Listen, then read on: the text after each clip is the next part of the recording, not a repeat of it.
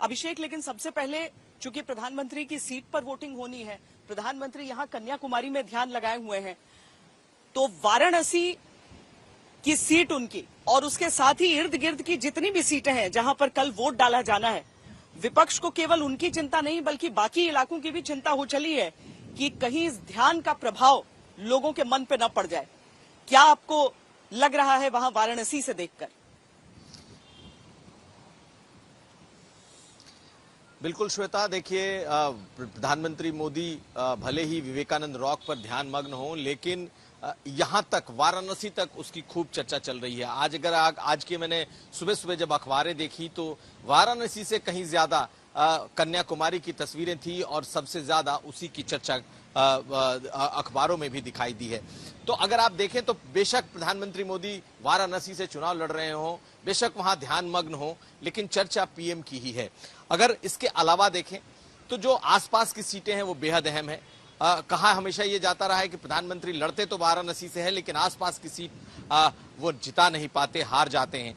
पिछली बार भी जौनपुर का था, हालांकि जौनपुर पिछले चरण में हुआ है, लेकिन इस बार गाजीपुर की सीट बेहद अहम है जहां से अफजाल अंसारी चुनाव मैदान में है। इसके अलावा घोसी से ओम प्रकाश राजभर के बेटे हैं। ये दोनों सीटें बीजेपी पिछले चुनाव में हारी हुई सीटें हैं उनकी, और यहां पर उसने अपना पूरा जोर लगाया हुआ है। अगर आप देखें तो मिर्जापुर से अनुप्रिया पटेल हैं और अनुप्रिया पटेल कड़े मुकाबले में फंसी हैं, लेकिन माना यह जा रहा है कि बीजेपी इस चरण में जहां पर उसके पास 11 सीटें थी, उसके लिए 11 सीटें भी उसे होल्ड करनी है और साथ साथ 2 और सीटें जीतनी है अगर बीजेपी को अपने उस दावे 400 पार के पास जाना है। लेकिन श्वेता, हम बताएं कि चूंकि ये आखिरी चरण है और आखिरी चरण के पहले जितने भी चरणों में चुनाव हुए हैं, कई सीटों पर अवध में, बुंदेलखंड में कई सीटों पर बहुत कड़ा मुकाबला देखा गया।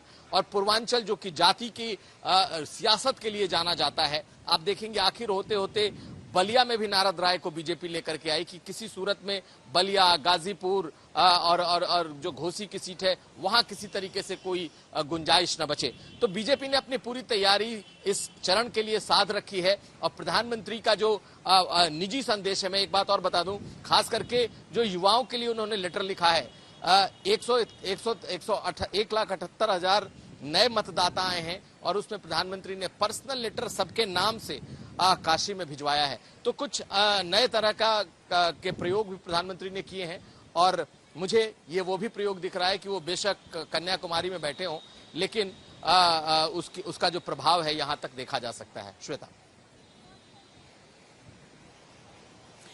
और यही बिहार, जहां पर सारी की सारी पिछली बार जो सीटें थी रोहित, वो सारी की सारी सीटें गई थी एनडीए के पास, इस खासकर इस चरण में जो चुनाव हो रहे हैं। लेकिन इस बार विपक्ष अपना पूरा दम लगाकर ये चुनाव लड़ रहा है और इस बार आसान नहीं लगता। बिल्कुल सही कहा श्वेता आपने। 8 सीटें जहां पर कल मतदान होना है वो सभी की सभी एनडीए के पास है, 5 बीजेपी के पास है, 3 सहयोगी दलों के पास है।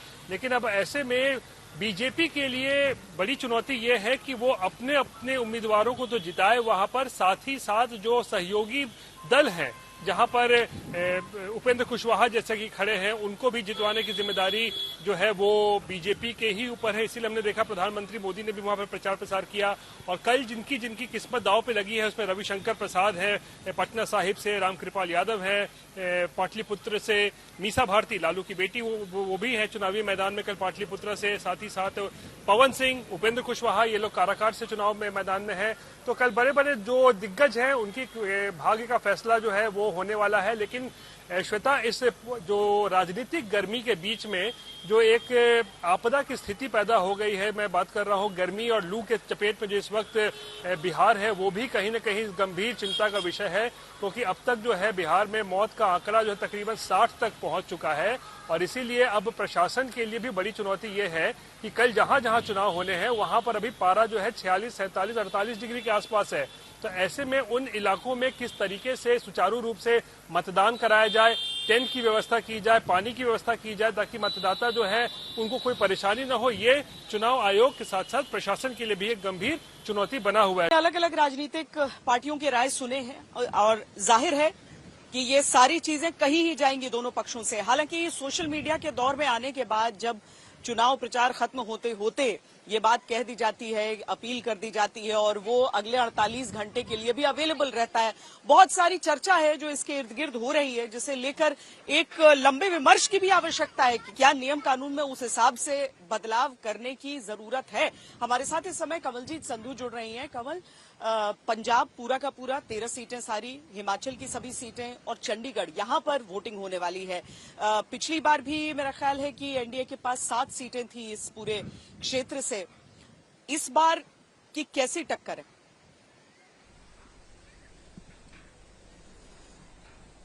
देखिए, क्योंकि आपने 3 क्षेत्रों की बात की है, पहले पंजाब की बात करते हैं और पूरा देश का ट्रेंड एक तरफ और पंजाब एक तरफ। 1998 और 2009 को छोड़ के बाकी पूरे समय जहां पे केंद्र की सरकार रही है उसके विपरीत वोटिंग पैटर्न रहा है पंजाब में।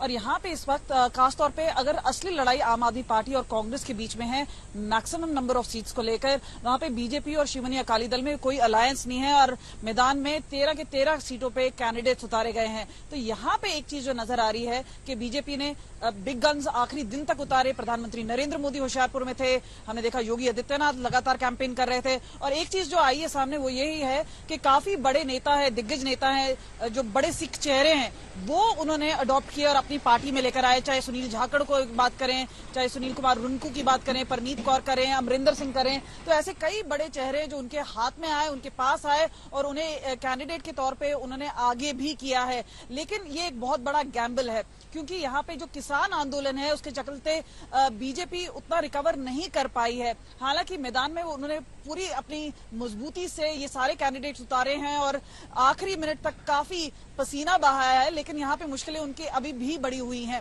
दूसरी ओर श्रीमनी अकाली दल के लिए यहाँ पर बिल्कुल कांटे की टक्कर है बठिंडा सीट में भी, जहाँ पे हरसिमरत बादल है, तो यानी काफी मुश्किल है। पर हमारा मानना है कि श्रीमनी अकाली दल और बीजेपी तो शायद पीछे रहेंगे, लेकिन आम आदमी पार्टी है और अगर हम बात करें कांग्रेस, वो मैक्सिमम चंक लेके जाएंगे।